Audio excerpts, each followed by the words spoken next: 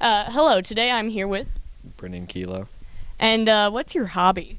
Airsoft. Okay, so how does one get into airsoft? Masochism and a love for any sort of military, anything, Okay. really. Yeah. Okay. So is it safe to assume you have military family?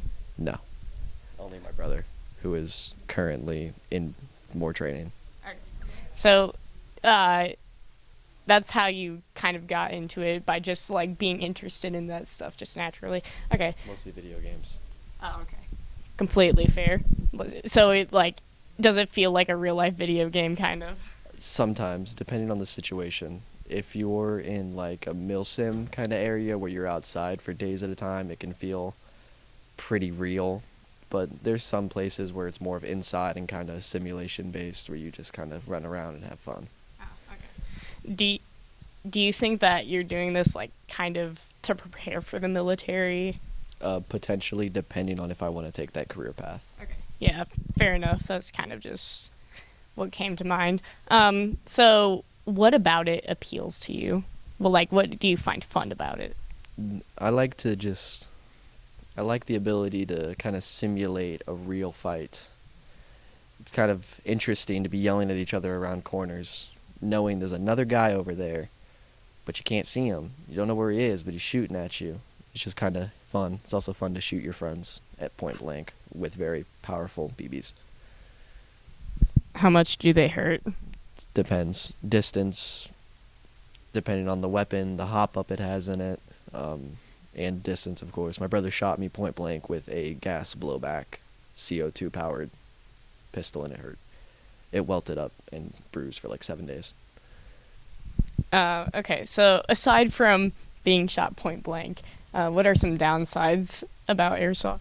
Your legs hurt, and falling hurts, and if you trip and fall and throw your gun on the ground, it might just snap in half. They might just explode. Sometimes BBs get lodged in weird places.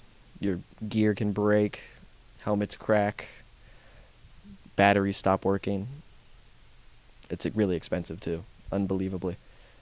You spend $400 on a base gun with no attachments, and then another 20 on mags, and then 15 for BBs. It's really expensive. That sounds like a lot, but it sounds like a really interesting hobby to get into if you get like really dedicated to it. If you have a lot of money and time on your hands. Oh yeah, like how long do so you mentioned that there are some games that last for days, like just what is it like trying to find a tournament or something to compete in airsoft in? Extremely difficult depending on your area.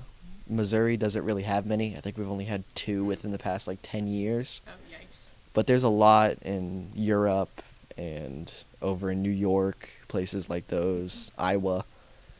But those tournaments last for days. You'll be there for 3 days in the middle of the woods, camping with random people, sleeping in tents, sleeping in trees.